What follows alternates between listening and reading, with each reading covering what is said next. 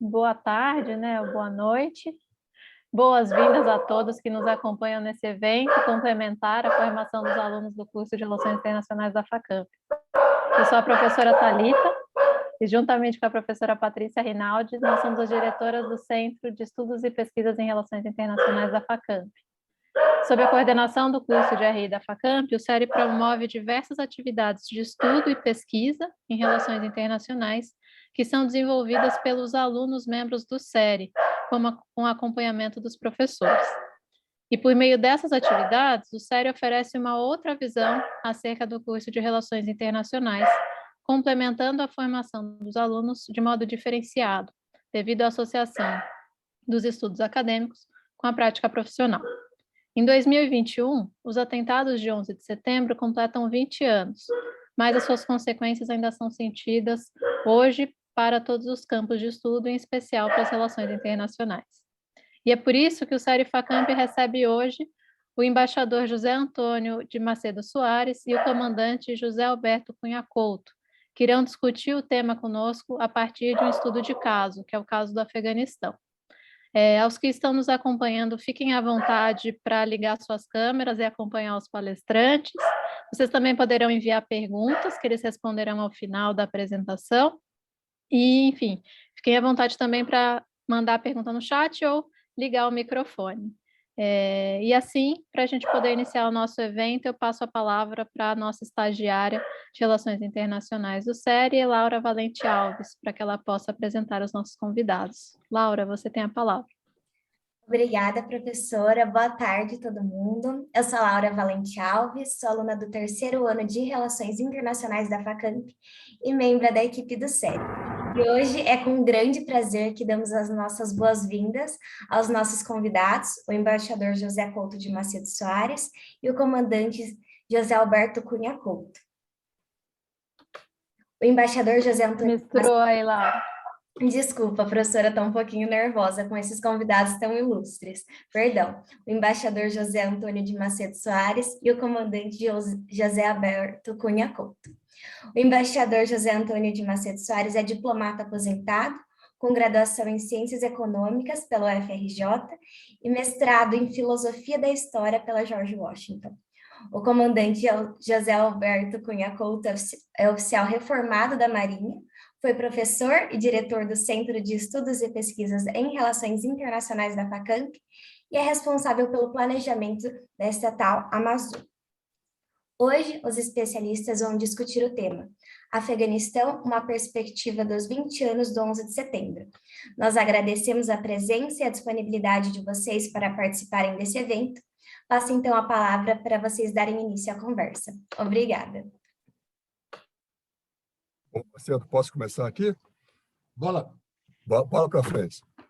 Bom, a simpatia da Laura já é um requisito de sucesso, né? Essa nossa conversa aqui, né?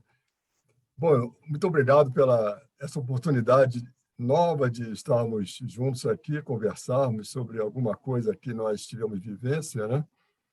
Com muita alegria que a gente retorna à Facamp, Macedo Soares e eu, e o prestígio da presença dos professores, que foi uma surpresa que nos deixa mais impactados, né, Zé Antônio? Porque a responsabilidade cresce muito. Aqui a gente pode mentir para os alunos um pouco, mas para os professores a gente perde um pouco o rebolado, né?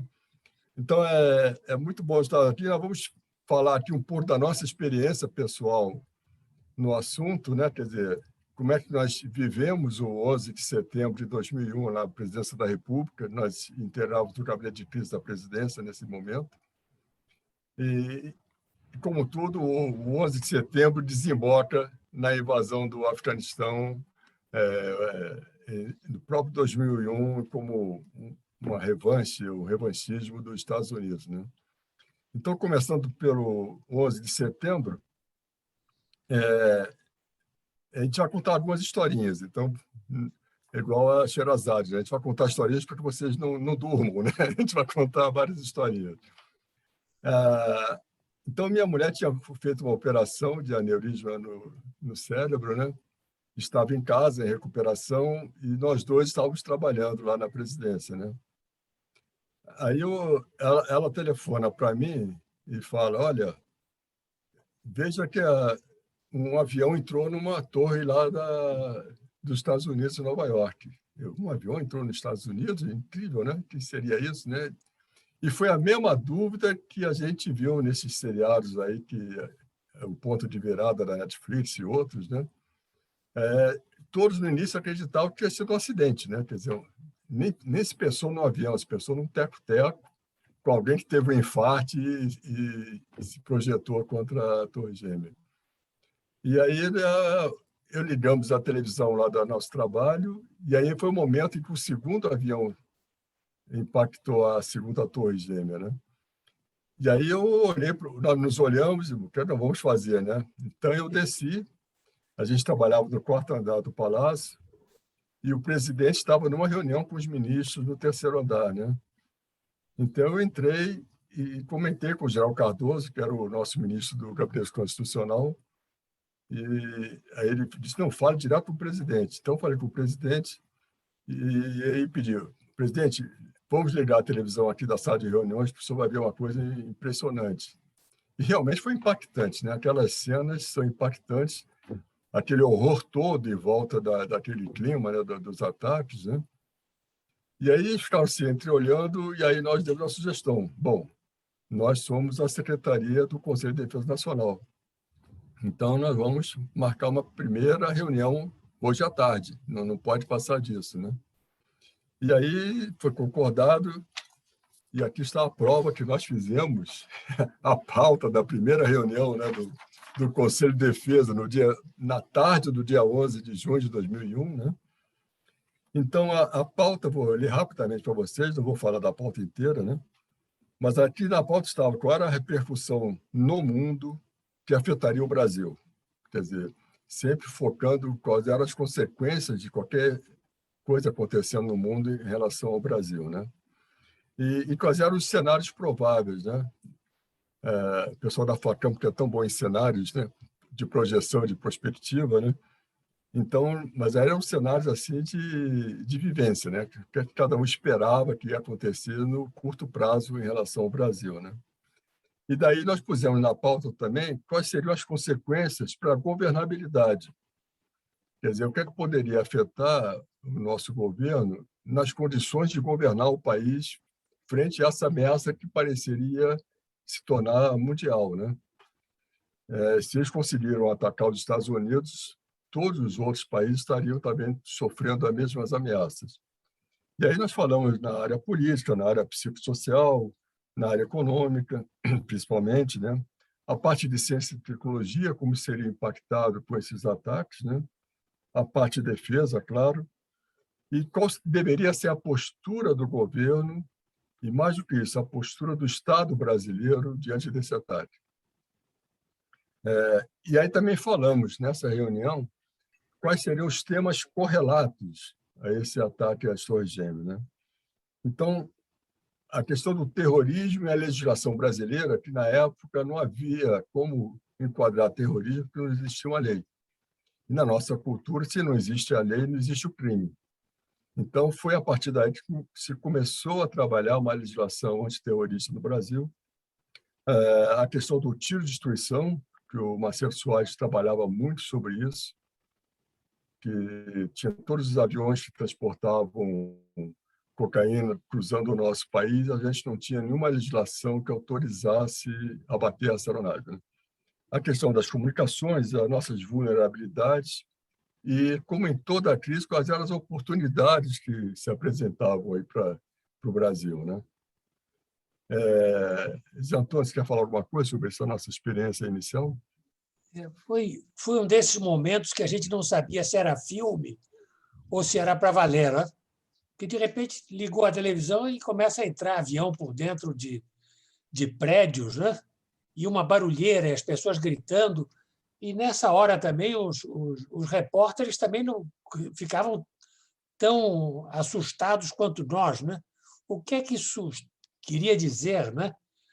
E afeta a gente ou não afeta a gente? Está em Nova York, é longe o suficiente ou não, né?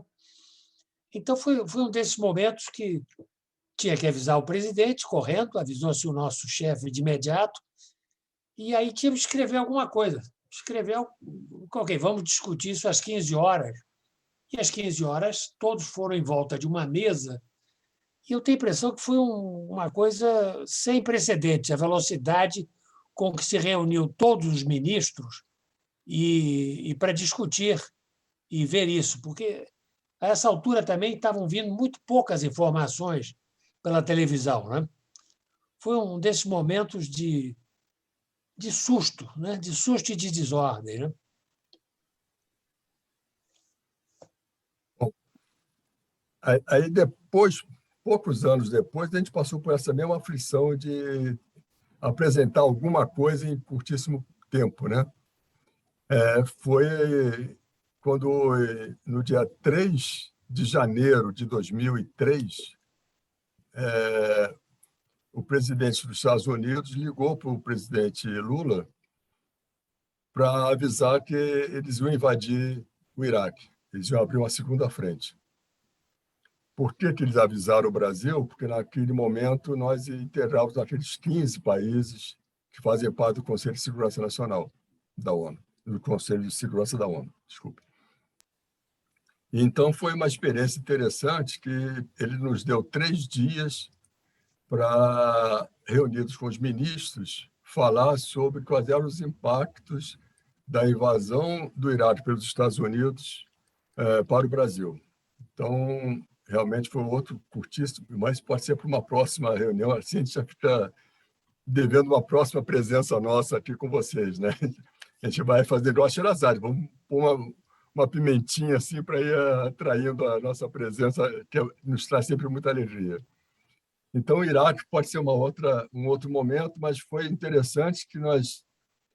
Qual foi a nossa estratégia para apresentar aos ministros? Quais eram os equilíbrios que estariam sendo rompidos com aquela invasão do Iraque, que aconteceu em março, que foi pouco depois, e foi um show, né? Porque foi uma invasão transmitida ao vivo para aqueles que ainda se lembram, aqueles que ainda não eram nascidos, que estão em muitos aqui por aqui, né?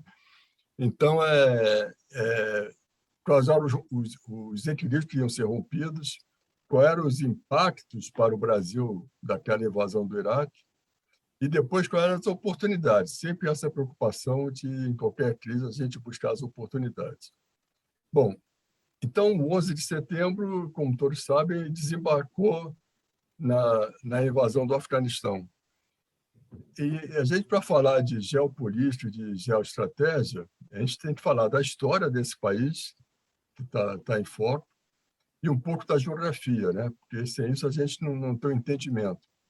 Então, um pouquinho de paciência de vocês, que o Zé Antônio vai falar um pouquinho sobre aspectos históricos dessa invasão.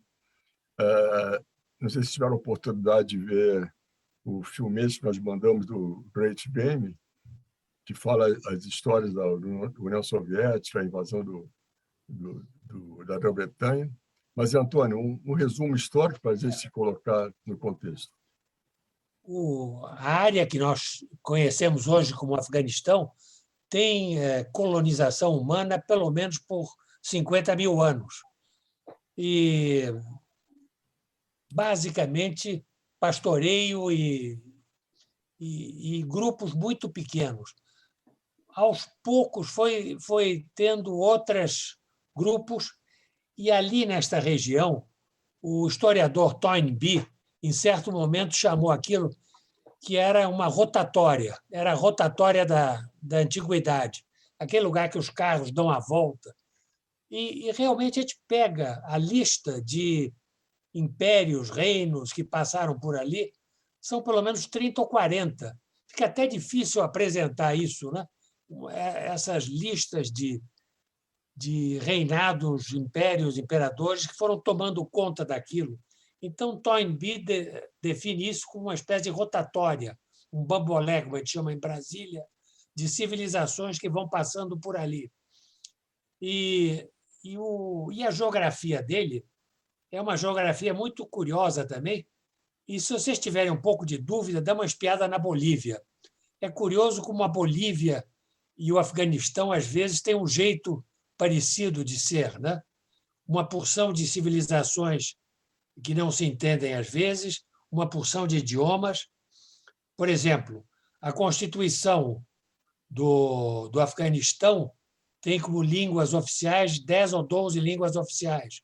A da Bolívia é a mesma coisa, tem 14 idiomas oficiais na Constituição. E dos 14, 3 são extintas as línguas. Então, você tem como língua oficial idiomas que não mais se falam. Coisas curiosas. Mas, então, na dúvida, de vez em quando, dá uma espiada na Bolívia, que a Bolívia é um pouco o nosso Afeganistão aqui. Longe do mar, no meio de uma geografia muito ingrata, né? E, ao mesmo tempo, tanto o Afeganistão quanto a Bolívia são países de uma riqueza mineral extraordinária e que vai ser o futuro deles e que não pode ser ainda bem aproveitado pelas dificuldades no Afeganistão de guerras civis e etc. Novamente, você tem mais ou menos 14 etnias diferentes. Então, são 14 países diferentes para todos os efeitos, cada um com os seus chefes. E isso os americanos vão descobrir, os fuzileiros navais americanos vão descobrir que você não tem um país, você tem 14 países diferentes, com 14 idiomas. Esse é um ponto curioso, porque eles são parecidos com os bolivianos. Eles têm 14 etnias, 14 línguas. Já os bolivianos têm uma constituição com 36 línguas oficiais. Então, de vez em quando, a gente começa a achar que essas coisas exóticas do Extremo Oriente têm coisas parecidas aqui por perto. E os fuzileiros navais americanos foram descobrir as mesmas coisas, que havia 14 países diferentes, e, nesse meio tempo, houve um governo comunista e que estava sendo, posto para fora, e os russos resolveram invadir o país. No documentário, no segundo documentário, tem uma parte muito interessante, que há uma entrevista com diversas autoridades russas, e os russos tinham absoluta consciência que era uma loucura invadir o Afeganistão. Eles tinham perfeita consciência que não era uma boa ideia, mas não tinha muito como não fazer. Havia um governo comunista que eles estavam apoiando, estava sendo derrotado, eles se viram obrigados a entrar e, durante 10 anos, lutaram com os Mujahedin, que novamente ficaram em cima do morro, dando tiros para baixo, e com grande sucesso, até que os russos foram embora também. E, até hoje, ainda é uma coisa muito traumática, até mesmo na história militar russa. Bom, onde é que isso tudo nos leva? Nos leva à invasão americana do Iraque e do Afeganistão e nos leva até agosto passado, quando os aviões americanos, chineses, russos, todos começam a tirar os estrangeiros, exatamente como aconteceu 92 anos atrás. E ontem, um avião comercial aterrissou no aeroporto de Cabul. Um avião pousou, vinha vazio, voltou cheio de gente. Então, ainda não existe o aeroporto de Cabul, e o lift ainda não existe. E a gente fica pensando, bom, e nós onde estamos com isso? É um país tão distante, nós, que é talvez um dos pouquíssimos países que o Brasil não tem embaixada. O Brasil tem uma embaixada cumulativa com Islamabad, ou seja, o nosso pessoal da embaixada em Islamabad, de vez em quando, ia lá, visitava as autoridades e voltava. Mas é um caso raro, porque nós temos praticamente 200 missões no exterior, e não ter missão num país de 30 milhões de habitantes, como é o Afeganistão, é uma raridade, né? O Afeganistão. A geografia do Afeganistão não ajuda, a população do Afeganistão e seus combatentes não ajudam. E, se vocês forem ver um livro do Sherlock Holmes, prestem atenção no nosso Dr. Watson, que foi ferido na Batalha de Milwand. Foi ferido numa das batalhas que foram das maiores derrotas para os ingleses.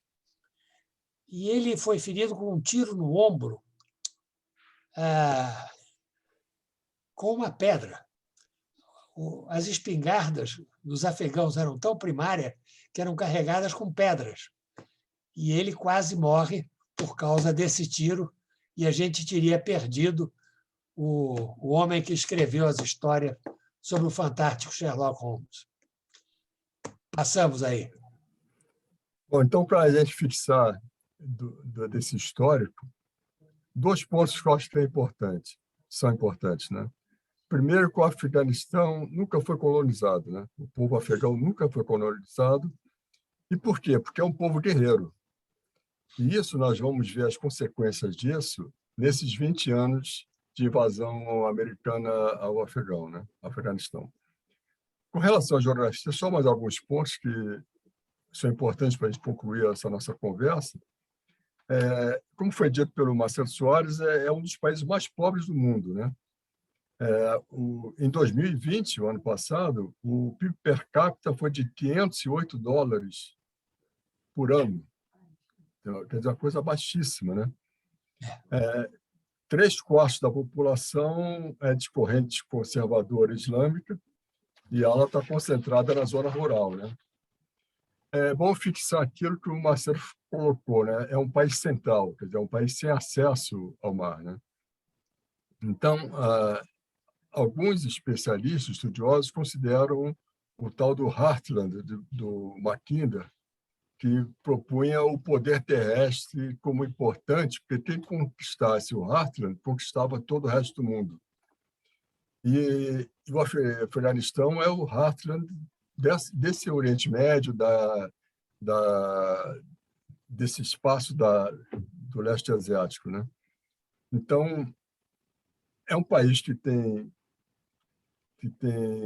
poucas economias, né? Quer dizer, é um mosaico de clãs, como o Zé Antônio falou, são 14 estados dentro de um estado, né?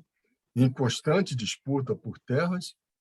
E a economia do Afeganistão se resume a gás, a tubulações de gás passando por dentro do território, que é o gás que sai da Rússia para alimentar a Europa. Então, vejo a importância estratégica do Afeganistão. E heroína. A papoula é o que resta de economia para os afegãos, né?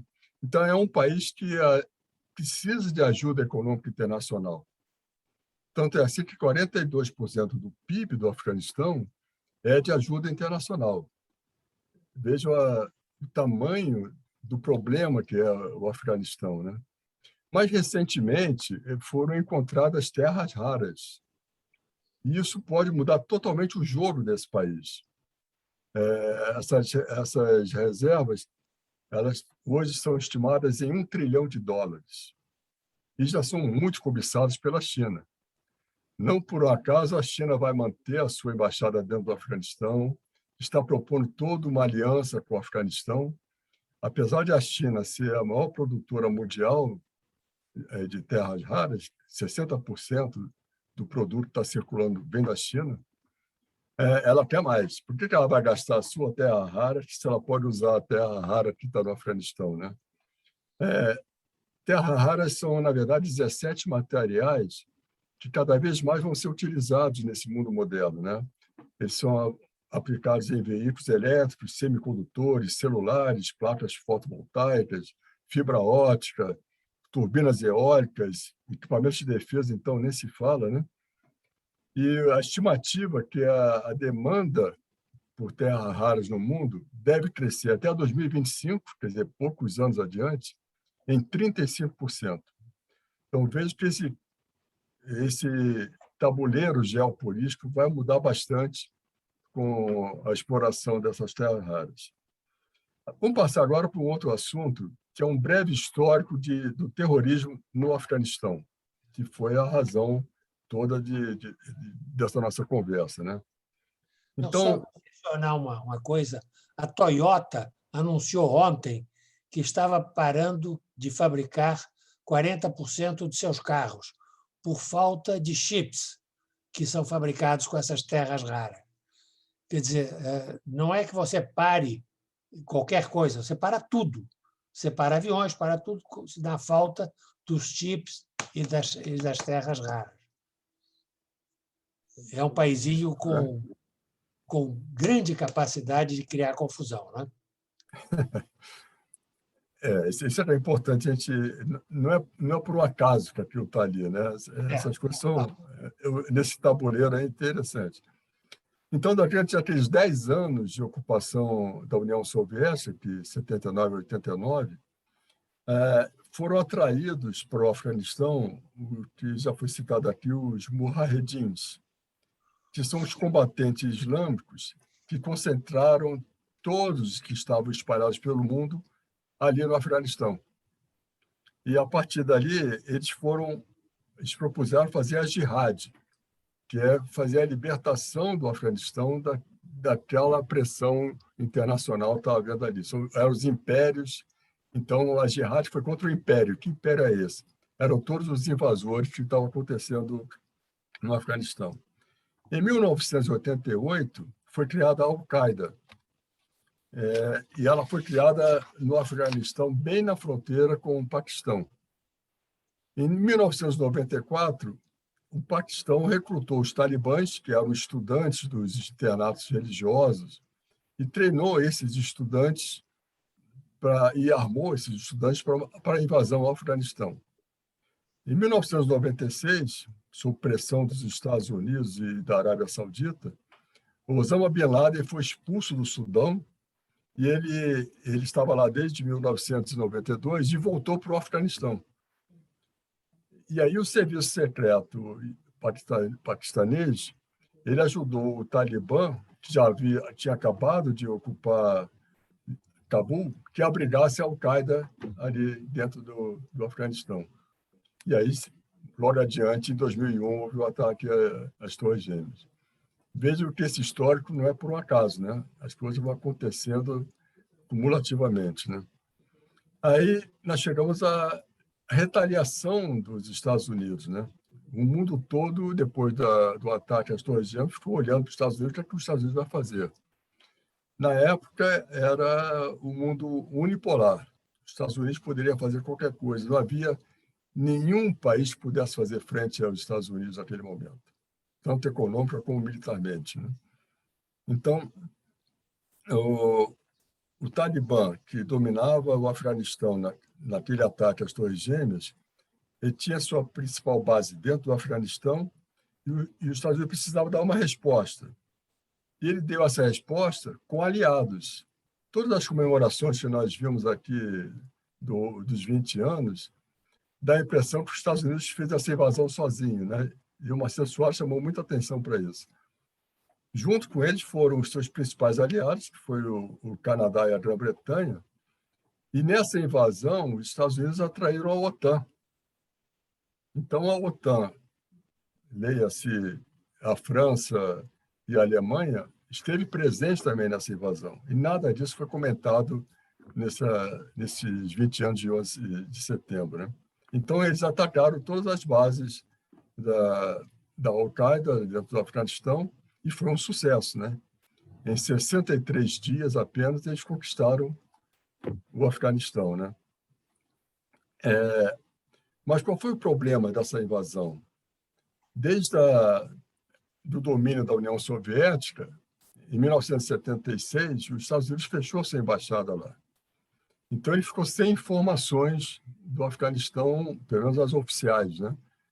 E isso faz com que eles não entenderam o que estava acontecendo dentro do país. Quer dizer, quando os fuzileiros começaram a andar pelas montanhas, entender o que ia acontecer, faltou a eles a inteligência de qual era a cultura, quais eram os costumes.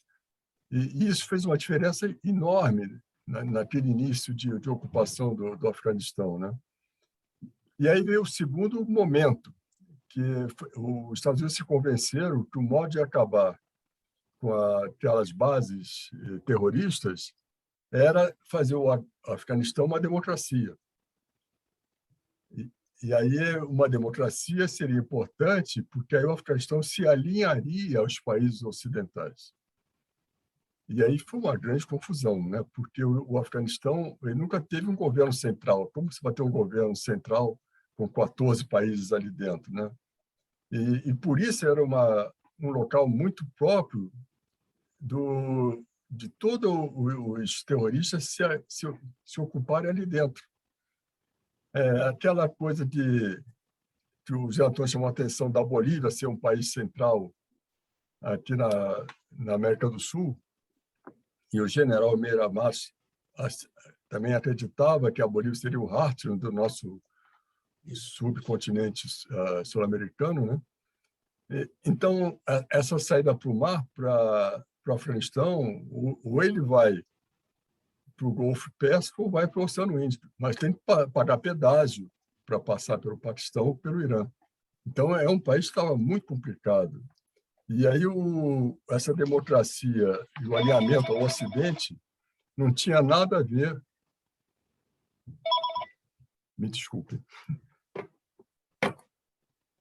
Não tinha nada a ver com o que estava fazendo isso. E aí, os Estados Unidos fez um outro problema. Ele abriu uma segunda frente, que foi no Iraque. E com uma justificativa mentirosa. Eles alegaram que ali havia arma de destruição em massa. Nós tínhamos um amigo lá na SAE que fazia parte da comissão que foi investigar no Iraque se havia essas armas, e aí depois retornou ao Brasil e nos contou que realmente não havia indício nenhum de haver essa arma de destruição em massa lá no Iraque, né? Então, essa invasão ao Iraque acabou com aquela proposta de transformar o Afeganistão numa democracia. Que país é esse democrata que vai invadir um outro país com apelos falsos, né? Então, aí começou a retornar toda uma resistência afegã à invasão dos Estados Unidos. Então, aí veio a decisão de desengajar da guerra do Afeganistão. E essa decisão aconteceu no governo Obama. Por que aconteceu no governo Obama, entre 2015 e 2016? Ele claramente ele citou: temos que sair do Afeganistão. Havia muito dinheiro gasto, né? Os Estados Unidos já tinha gasto 2 trilhões de dólares nessa ocupação, né? E com muitas críticas internas, porque não estava gastando aquele dinheiro dentro do país, né? Porque você estava gastando todo esse dinheiro lá fora. Havia alguns interesses comerciais e tecnológicos nesse jogo, né? Mas, enfim, partiu de Obama essa definição de desengajar do Afeganistão. Com a sucessão de Obama pelo Trump, com Americans First, a decisão política foi: nós vamos sair não só do Afeganistão, mas também do Iraque e de outros lugares. Isso foi anunciado em 2018, numa polêmica reunião no Catar, em que o Trump se reuniu com os líderes talibãs. Então, aí já havia um jogo por baixo dos tapetes de alguns acordos com essa saída, como seria deixado a saída acontecer, né? E a saída de uma tropa de um local é muito complicado. E sobrou para o Biden, que em 2021 ele anunciou em abril que a saída total do Afeganistão seria até 11 de setembro, que seriam os 20 anos do ataque, né? E até hoje não se tem muito claro por que ele antecipou para o dia 31 de agosto. E, efetivamente, o último militar saiu no dia 31 de agosto. Ele antecipou em 12 dias por quê, né? Quer dizer, há toda uma conversa que o Serviço Secreto americano havia feito um cenário que levaria de cerca de 3 meses para que o Talibã chegasse até Cabul, etc., etc. Mas, por algum motivo, o governo americano antecipou em 12 dias o limite de retirada das suas tropas. Nós, na Presidência da República, tivemos uma experiência de retirada de tropas que foi muito complicada. Todos sabem a questão da plantação de maconha no Brasil, né? Especialmente ali no Nordeste. E aí houve uma determinação do gabinete de crise articular uma mudança da atividade econômica daquela região. Então, ali em torno do Rio São Francisco, em Pernambuco. São várias ilhotas e todas as ilhotas são plantações de maconha, né?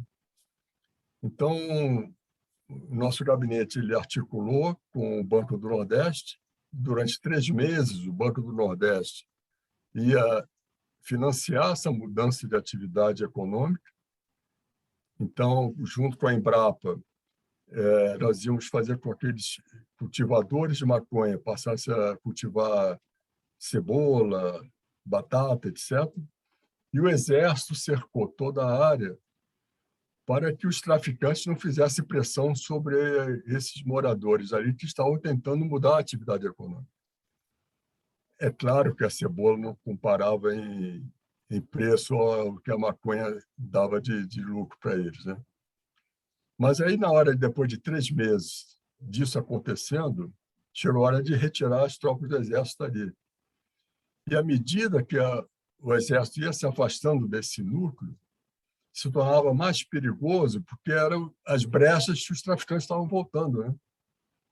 Então, vejo que a retirada, que muitos criticaram do Biden retirar assim abruptamente, ou faz isso, ou faz de uma forma escalonada, mas que também não vai resolver. Se a decisão política é se retirar, tem que retirar mesmo, não tem muita coisa diferente de fazer do que isso. Então, mas a falha clara que foi essa antecipação pegou de surpresa a OTAN, aparentemente, né? Porque a OTAN não teve fôlego. Os primeiros que saíram foram um contingente de 5.000 militares. E a OTAN não teve fôlego de arregimentar 5.000 soldados ou militares para reemplaçar aquele vácuo que ficou ali. E aí mostrou a fragilidade que chamou a atenção do mundo, né? Quer dizer, a OTAN poderosa, que com a queda do Muro de Berlim, ele agora tem mandato de atuar em qualquer local do mundo, né? E não tinha essa reação rápida, né? Então, lembrar que essa massa do Talibã ela se revoltou porque ela foi formatada dentro daquela tentativa de democracia do país. E aí foi a grande confusão. Luiz Antônio, quer acrescentar alguma coisa nisso? Pois é, em certo momento foi anunciado que o CIA tinha uma estimativa que Cabul ia cair em 3 meses. Ia tomar 3 meses para o Talibã tomar Cabul. E tomou em 1 semana. Quer dizer, de repente, você tem um exército que se dissolve, literalmente se dissolve. E era um exército que tinha o melhor que havia de equipamento. Você teve 600.000 armas que vão para o Talibã agora. Você teve 150.000 veículos. Você teve 26 aviões Super Tucano, feitos no Brasil, comprados pelos Estados Unidos para serem usados lá. E, curiosamente, uns 4 ou 5 dias antes, o Ministério da Defesa do Afeganistão estava fazendo um filme de propaganda mostrando os aviões Super Tucano atacando o Talibã. E, no entanto, 3 dias depois, desapareceu todo mundo sumiu, não havia mais ninguém para defender a pátria, não é? Uma coisa estranhíssima, né? E aí você vem o resto das coisas. O que você vai fazer com um oficial que passou os últimos 20 anos lutando contra os talibãs e eles agora estão no governo? O que você vai fazer com uma mulher que foi juíza? Há um número talvez de 156 juízas, muitas das quais estavam julgando casos de crimes feitos pelo Talibã. Subitamente, você não tem mais bandido nem mocinho no país, né? E tem uma situação terrível, né? A começar pelo público feminino, que não pode mais agora frequentar a universidade, as últimas imagens são de salas com uma Na toalha cortina? no meio da sala, né? Para separar homens de mulheres. E agora eles estão jogando fora as suas armas russas e pegando as americanas, que são um pouco melhores. Então, o que vai acontecer com esse país? O que vai acontecer com os estimados 100.000 pessoas que trabalharam para a OTAN ou para os americanos, né? O que essas pessoas vão fugir para onde, né? Vão fugir, não tem mar, não vão ter para onde fugir. É uma situação terrível, né? E especialmente grave com o público feminino, porque, de repente, você tem um grupo que, quando estavam no poder, simplesmente não permitiam às mulheres sair de casa, ir à faculdade, estudar, etc. Esse é o país que vão nos deixar aí no meio da Ásia, né? Não é um quadro simpático, não. E no meio dessa confusão toda, no dia 15 de agosto, o presidente do Afeganistão fugiu do país. Fugiu. Isso ajudou ainda mais o que vai acontecer mais adiante, de por que aqueles 300.000 militares que foram treinados e equipados pelos americanos não reagiram ao Talibã, né? Foi um dos motivos, foi esse, né? Então, por que o Talibã também estava impedindo a saída de afegãos do país, né? E aí a gente tem que, primeiro, porque a fuga de cérebros, né? Se todos os cérebros importantes saíssem do país, o que seria pior ainda para o Afeganistão, né? E segundo, o temor de que estes que estavam saindo se reorganizassem e se voltassem contra o Talibã novamente. Então, é a história se repetindo, né? E não como farsa, né? No caso, é realmente acontecendo, né? Foi interessante uma frase de Kissinger, que realmente não foi possível transformar o país em uma democracia, mas força e diplomacia poderiam ter vencido o terrorismo. E isso impactou agora o governo Biden, que uma das mudanças que ele está fazendo é isso. Ele pretende não mais fazer guerras pelo país. Ele vai se valer de inteligência e de ações táticas para fazer frente ao terrorismo, diferente da proposta que os Estados Unidos vem fazendo até aqui, né? E aqui um pouquinho de confusão que aconteceu entre objetivos estratégicos e objetivos políticos nessa invasão do Afeganistão, né? Quando os Estados Unidos ele usa seus militares para uma ação, ele põe em risco o seu prestígio, mas também dos seus aliados, dos seus países aliados, que está todo mundo embolado nessa ação militar, né? Então, para essa ação ter sucesso, há que haver uma combinação de objetivos estratégicos e objetivos políticos. Os estratégicos é para deixar claras as circunstâncias pelas quais aquelas pessoas estão lutando, né? Se eles não sabem por que estão lutando naquela ação, fica muito difícil, né? Nós tivemos exemplos interessantes da presidente da República, né?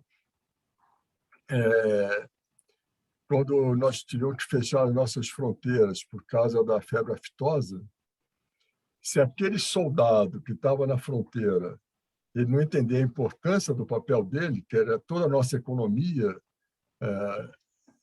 da questão do nosso rebanho, dependia de não entrar a febre aftosa no país para nossas exportações, ele vai achar o fim da picada, né? Porque eu, como soldado, me preparei para uma guerra e estou aqui na fronteira inspecionando boi.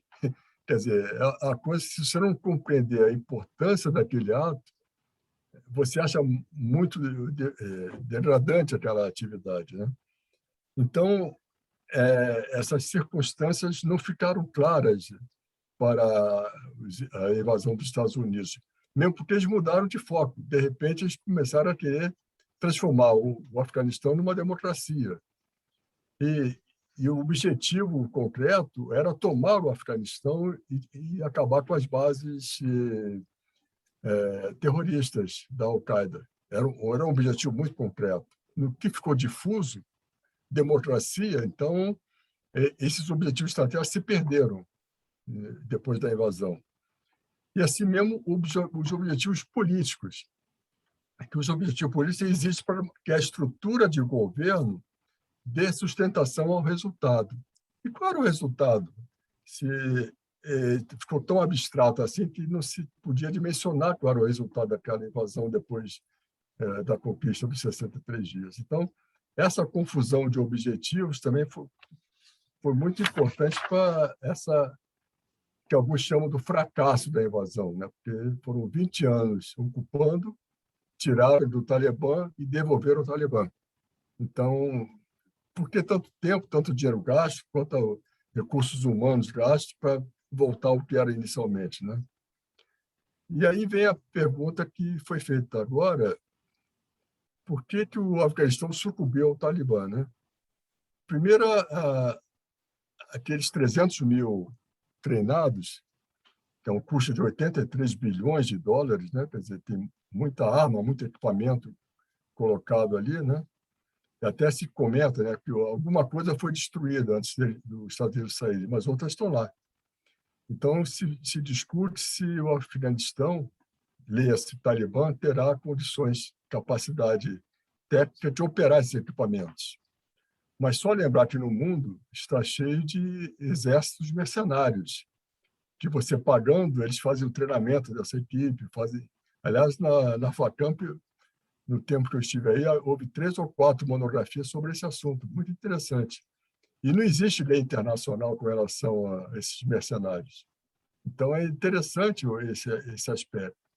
Mas, enfim, essa saída abrupta dos Estados Unidos, o presidente fugiu do país, havia muita corrupção, havia muito desvio dos soldos dos militares, os comandantes desviavam esse dinheiro da sua tropa, desvio de verbas que eram enviadas para as famílias dos militares mortos, e a determinação dos talibãs de morrer por combate, nós vimos lá no fator histórico, lá no início, né?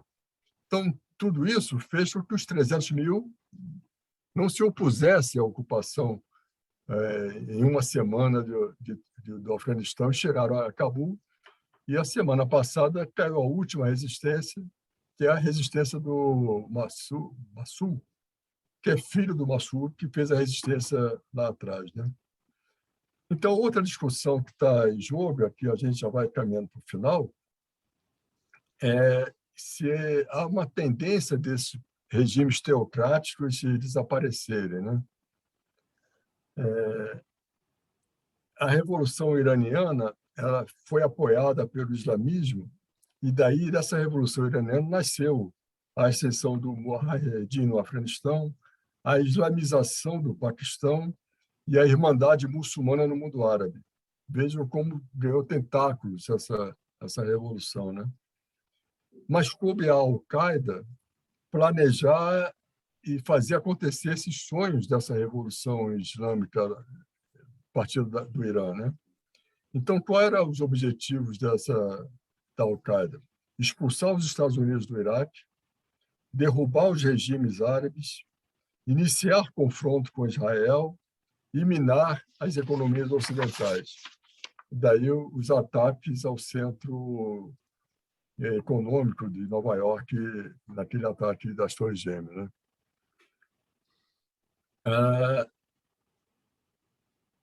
Além da preocupação que existe hoje sobre os direitos humanos e as mulheres no Afeganistão,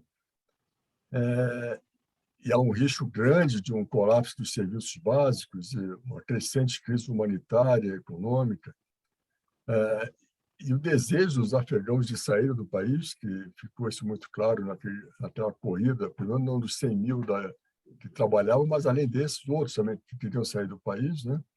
Há também uma dúvida do que o Ocidente vai fazer em relação a isso. É a pergunta que o Marcelo Soares colocou no ar, né?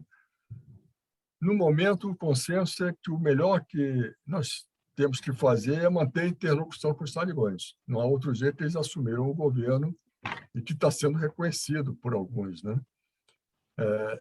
O ideal seria incentivá-los a salvaguardar, pelo menos, parte das conquistas sociais que aconteceram nesses 20 anos, né? E é só para a gente já caminhar para o final, se tiver tempo para algumas perguntas, qual é o cenário de projeção, quer dizer, o cenário de daqui 3, 4 e 5 anos que a gente vê para o Afeganistão, né? À medida que o terrorismo esfriava, a CIA ela já ia mudando. Ela pensou que, com o governo Biden, ela ia mudar para ser ter o foco numa espionagem tradicional, ou seja, entender qual era a parte militar russa, entender quais são as disputas tecnológicas e comerciais com a China. Então, é aquela espionagem tradicional que competia a CIA antes do terrorismo entrar na pauta, né? Há uma preocupação grande nesse cenário mais próximo de que o Afeganistão se transforme em um paraíso terrorista como foi antes da invasão dos Estados Unidos no ataque às Torres Gêmeas, né? Então, esses braços do Estado Islâmico e da Al-Qaeda, eles podem estar querendo voltar para o Afeganistão.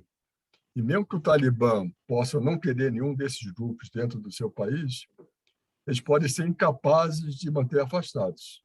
Talvez eles não tenham força política e força militar para manter esses dois grupos afastados, já que, historicamente, eles sempre pertenceram ao Afeganistão, né? De qualquer forma, qualquer concertação política hoje passa pelo Paquistão, que esteve muito presente nessa história toda, né? E agora o Estado Islâmico K, né, de Khorasan, né, que foi quem fez os atentados no aeroporto de Cabul, e além dos 170 mortos civis, 13 militares americanos foram mortos. Isso foi um baque na imagem do Biden internamente, né? Então, esse nosso cenário tem que considerar isso. E também há uns 4 atores que eu vejo como relevantes, né? Os Estados Unidos, né? E como o Marcelo Soares já falou, o Pentágono admite se aliar ao Talibã contra o Estado Islâmico Khorasan, já uma admissão pública disso pode vir a acontecer. O foco hoje dos Estados Unidos é reformular sua estratégia de Estado, quer dizer, ele hoje vai considerar a Rússia inimiga e a China uma competidora comercial, tecnológica e de coalizões políticas, né? Também as aplicações de sanções internacionais pelos Estados Unidos vai passar a focar países cuja economia não lhes são complementar. Já há uma discussão sobre isso nos Estados Unidos, né? Os ataques cada vez mais serão praticados por drone. Esses ataques que atacaram aquele carro-bomba é um drone de 6ª geração, e é interessante que ele é pilotado à distância, e aí há todo um contexto psicológico desses pilotos, né? Porque, como eram as guerras antigas, né? Os pilotos eles faziam o ataque com o drone, com o joystick, né? Mas depois eles têm que passar por cima de onde houve o ataque para ver se foi bem sucedido, né? Porque eles não têm visão do que está acontecendo. E aí a visão de todo aquele sangue, de todas aquelas mutilações, tem causado problemas seríssimos para esses pilotos de drones. É uma coisa que, em algum momento, isso vai explodir também, né? O segundo ator é a Rússia, né? Ela não quer qualquer presença dos Estados Unidos nessa Ásia Central, né? E ela quer manter a sua influência nas ex-repúblicas soviéticas, né? Aqueles tãos todos que o professor James gosta tanto de citar, os Uzbequistão, Tajiquistão, Quistão, aqueles tãos todos. O terceiro ator, claramente, é a China, né? Mas ela condiciona essas relações amigáveis e cooperativas desde que esse novo regime não apoie o governo, o grupo separatista muçulmano que está dentro de Xinjiang. Então, ele está condicionando esse apoio político ao Afeganistão desde que ele não se intrometa internamente na China, né? E o interesse que a China tem com as terras raras, né? E esse ficou bem claro que é o interesse maior que a China tem. E não podemos deixar de fora alguém que faz fronteira também, que é a Turquia, né? Que a ideia daquele recriar o Império Otomano é uma coisa que está influenciando aquela região, né? Então, nesse curto prazo aí, nós temos previsão de escaladas pequenas, e escalada pequena é terrível, porque ela vai eternizando o conflito, né? É a questão do palestinos e israelenses, árabes e judeus, quer dizer, são coisas que são bem estruturadas e não tem fim, né? Então, se essas escaladas começarem a acontecer, é sinal que esse conflito vai durar bastante, né? E não podemos deixar fora desse cenário os temas prioritários internacionais, que são a mudança climática, as questões ambientais e o mundo digital, né? Isso aí vai impactar tudo que está acontecendo ali no Afeganistão. Então, só para a gente terminar, as implicações para o Brasil, né? E aí o Marcelo Soares, que está sempre chamando a atenção para isso, para as oportunidades que a crise traz, né? Esses 26 Super Tucanos da Embraer, na verdade, foram vendidos para os Estados Unidos e foram usados no Afeganistão. Que repercussão isso vai trazer para o Brasil, né? Boa ou negativa, né? O que é que vai acontecer para o Brasil com relação a isso, né? Qual o papel do Brasil em acolher os refugiados afegãos? Qual vai ser o nosso papel nesse mundo, né? E a pressão, já que a China está se colocando ali, e cada vez mais os Estados Unidos estão fazendo pressão para os seus aliados para não adotarem tecnologias chinesas, como que nesse emaranhado vai impactar o Brasil, já está impactando a questão do 5G, etc, etc. Macedo, alguma coisa além disso que nós falamos aqui, de Olha, implicações para o Brasil, e aos você vê? poucos também nós temos que ver o mundo árabe e o mundo muçulmano que vai tomando forma, vai se organizando de outras maneiras. Mesmo no Brasil, eu ainda não vi um estudo de quantas escolas, madraças existem ou não. Ou seja, os mujahedin no Afeganistão foram feitos com os alunos das escolas teológicas.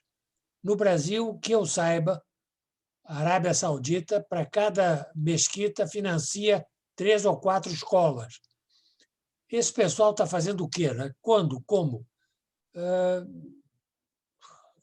Até que ponto isso pode afetar a nossa vizinhança, a nossa tranquilidade, né? Não existe... Nós estamos, digamos, habituados a estar longe de tudo, né?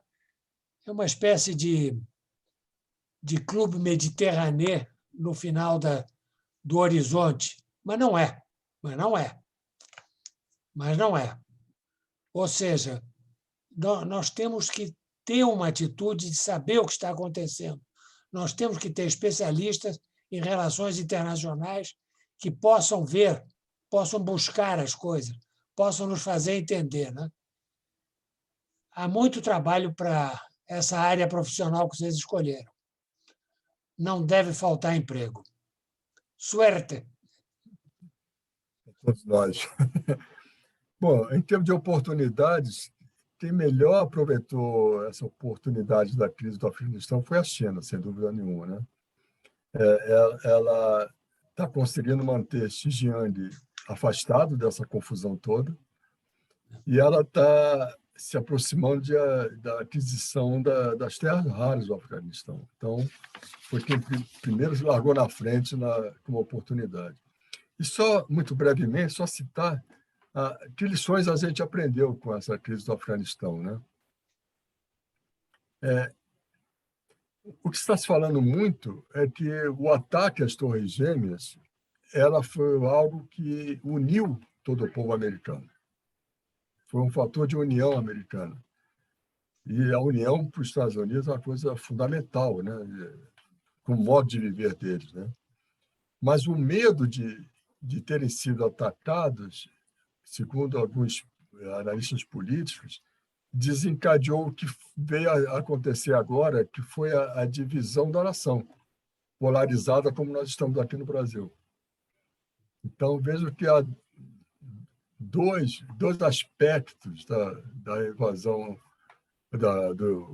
dos Estados Unidos pela Al-Qaeda, né? Foi necessário invadir o Afeganistão, tinha os Estados Unidos como superpotência tinha que fazer uma resposta, né? Mas claramente não era necessário invadir o Iraque. E aí foi um grande erro estratégico aí, né? O sistema democrático de governo não deu certo no Afeganistão e, mais do que isso, ele está em xeque em todo mundo, né? Todos estão um pouco duvidando da democracia, né? Nesses 20 anos, o George Bush, que é um republicano, ele deu uma frase interessante. Ele disse: compara o espírito infame dos terroristas do 11 de setembro ao dos extremistas violentos que invadiram o Capitólio em janeiro. Veja que ele comparou uma coisa brutal com outra coisa que ele considerou tão brutal e mesmo nível, né? A saída do Afeganistão ela altera de vez o foco da política dos Estados Unidos para o Oriente Médio e o leste da Ásia, que deixou de ser importante para eles. Mesmo porque o que é combustível fóssil, em algum momento vai deixar de ser importante. Então, a China ela passa a ser uma potência regional desde logo, né? E o Oriente Médio perde importância porque essa matriz energética no mundo vai mudar. Vai mudar muito recentemente, né? O mundo tende a passar a ser bipolar novamente, Estados Unidos e China. Vão deixar de ser aquela unipolaridade que nós estamos vivendo, né? E os impérios, como foi o Império dos Estados Unidos, como foi a Pax Britânica, etc., elas tendem para um ocaso. Em algum momento, eles deixam de ser aquilo que eram, né? Interessante a mudança no tom dos diálogos. Agora, recente, no dia 10 de setembro, houve uma conversa telefônica entre Biden e Xi Jinping. Normalmente, essas conversas têm duas versões, né, dos dois interlocutores. Cada um diz uma versão do que foi a conversa, né? Mas, nesse caso, não. Os dois convergeram que a conversa foi em torno de interesse na paz, estabilidade e prosperidade no mundo. Veja que bandeira bonita, né? E assegurar que a competição não se torne um conflito. E, para isso, os Estados Unidos abririam mão com relação a Taiwan não ser parte da China.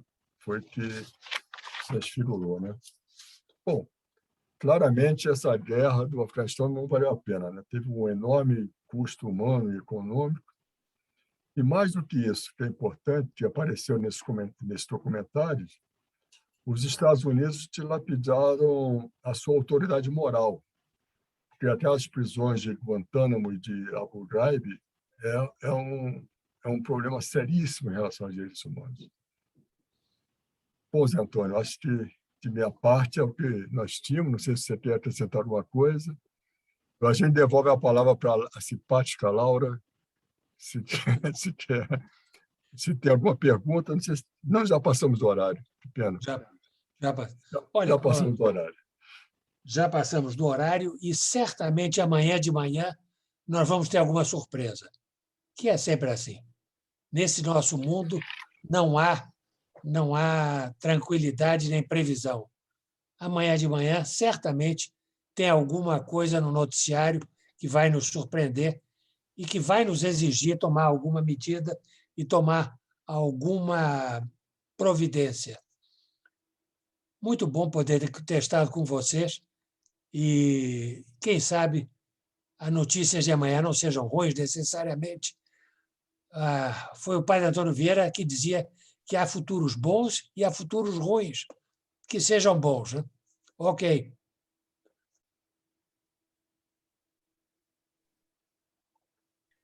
Muito obrigada, comandante Cunha Couto, embaixador Macedo Soares. É sempre uma honra recebê-los nas atividades do SERI. É raro a gente conseguir, né, ter a oportunidade de escutar uma fala que consegue combinar uma análise histórica com os acontecimentos da conjuntura e ainda fazer cenários. Acho que toda vez que a gente escuta o comandante Cunha Couto, embaixador Macedo Soares, a gente fica feliz de fazer RI, que a gente percebe que tem muitas questões para a gente responder, muito trabalho para a gente fazer e coisas interessantes para a gente analisar nessas conexões entre o doméstico, o internacional, o papel não só da geopolítica, mas o papel da cultura, da questão moral, da liderança, né? E se vocês tiverem um tempinho, a gente poderia fazer uma breve sessão de perguntas, talvez a gente possa coletar um conjunto de perguntas e vocês possam respondê-la num bloco, só para a gente não terminar o nosso evento sem uma rodada de perguntas. Podemos fazer assim? Eu acho. Nós não temos nenhuma balada programada para hoje à noite. Temos a noite toda aqui com vocês. Ótimo. Então, pessoal, eu vou pedir para quem quiser fazer a pergunta, acho que a gente já pode começar com a pergunta do professor Sérgio, que está aqui no chat. Sérgio, você não quer apresentar a sua pergunta? E depois os alunos podem ficar à vontade para mandar a pergunta no chat ou fazer a pergunta em seguida. Vocês, muito obrigado.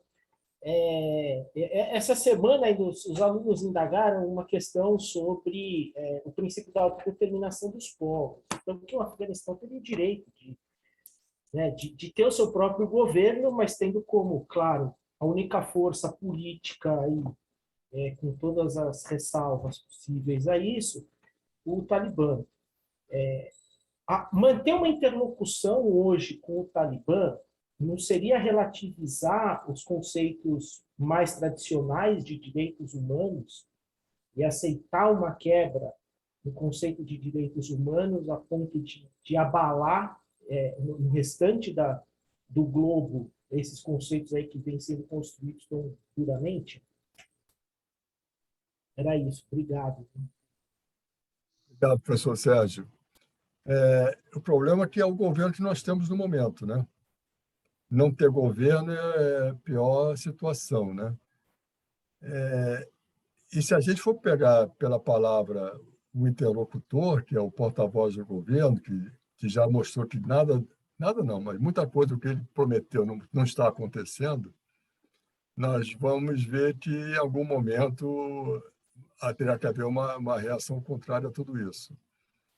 Mas se o Talibã sair do governo no momento, acho que se desestrutura todo um contexto. Eu acho que é o único que consegue congregar as 14 nações que estão ali dentro, que são quase tribos, são clãs, né?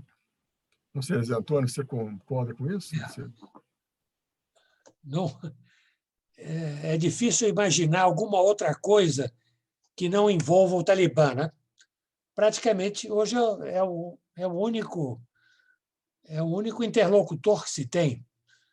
Tem alguns vales, tem alguma pequena resistência dos Massuds, mas é um país sem lideranças, é um país sem chefias e o Talibã é a única posição, é o único.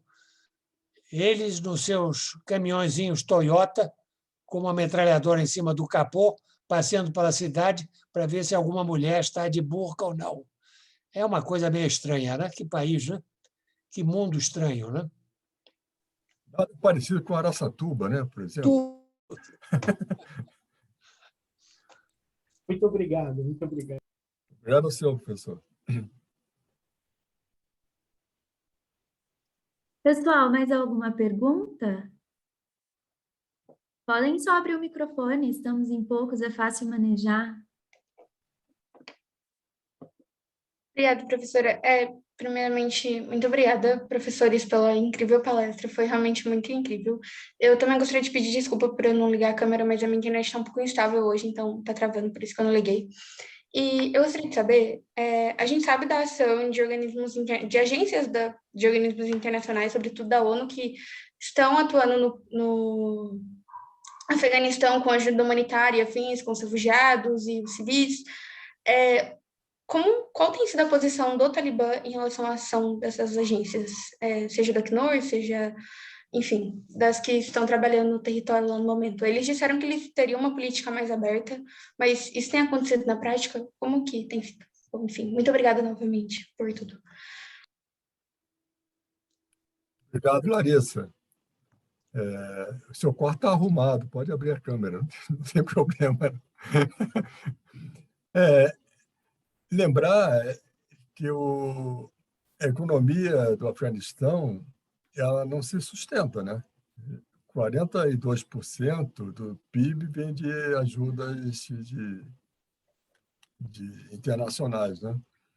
Então, de alguma forma, o governo talibã ele tem que conviver com a ONU, com algumas ONGs, porque algum recurso vem dessa área. Uma parte substancial de recursos vem dessa área.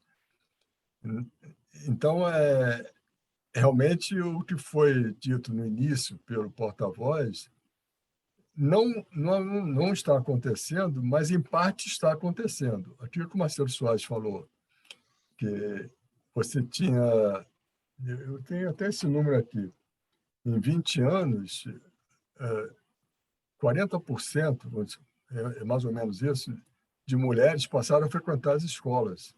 São 9 milhões de estudantes. Então, não é que o Talibã proibiu as mulheres de ir para a escola, mas pôs uma divisão na sala de aula, com uma cortina, homens de um lado, mulher de outro, que é um progresso, né? De alguma forma, houve uma flexibilização em relação a isso, né? Vamos torcer para que essa flexibilização atinja outros setores de direitos humanos, né? Que essas vitórias sociais que foram alcançadas em 20 anos, mesmo que parte delas continue acontecendo, é uma vitória. É uma vitória porque é muito radical a posição do islamismo, né? Vocês sabem, eu comandei um navio escola da Marinha do Brasil numa viagem de volta ao mundo, né? Quando nós chegamos na Arábia, em Jeddah, o nosso embaixador veio a bordo sem a esposa dele. O que tinha acontecido? A esposa dele era americana, estava no supermercado, e o véu dela tinha caído.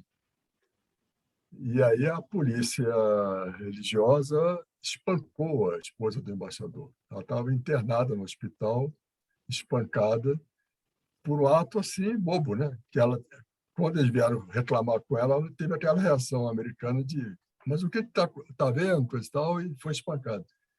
Então, esse extremismo é complicado, né? Como o próprio islamismo, né? E tem que respeitar que é uma religião. Agora, o fundamentalismo islâmico é que é o problema, não o islamismo em si, né? Então, é o que aconteceu dentro dos Estados Unidos, que passaram a qualquer aparência árabe ou islâmica era tido como um inimigo dentro do país. Esse extremismo é que a gente tem que trabalhar, né? De um lado e de outro, né? Zé Antônio. Você tem só 43% de alfabetizados. Então, isso quer dizer que tem muito mais gente que não sabe ler. E essa gente, obviamente, se apega pelo lado da religião mais simples, das coisas óbvias, né? E você não tem como escapar disso. Ou seja, no caso do islamismo, o Corão, eles não têm nem, geralmente, tradução do Corão. Se espera que um fiel seja capaz de ler o Corão na sua versão original, no árabe clássico. Então, fica difícil você imaginar que um sujeito que saiu de uma enxada, onde ele cultivava algumas batatas, de repente tem uma metralhadora, sobe em cima de um tanque e tem todo o poder do mundo, né? Tem todo o poder do mundo. É muito difícil você ter você poder andar numa rua nessas circunstâncias, né? E até a imagem que a gente tem do islamismo, que é uma religião muito sofisticada, muito cuidadosa, ela deixa de haver se não houver um mínimo de educação, um mínimo de treinamento. E as pessoas analfabetas não podem ter esse acesso à palavra de Deus, conforme feito por Maomé. É triste, né? É triste.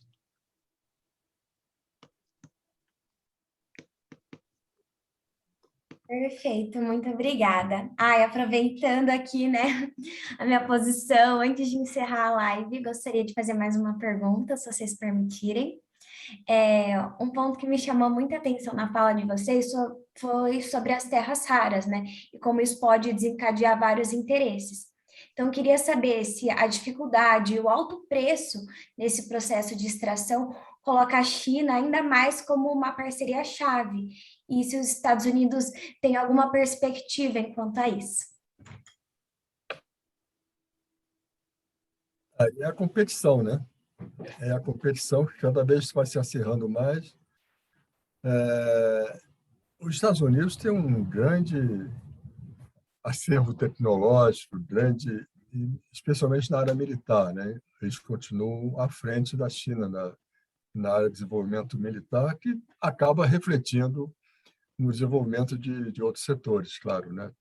Por isso que tem esse spin-off, né, que é desenvolvido numa tecnologia para militar, ela acaba sendo aplicada nos outros setores, né?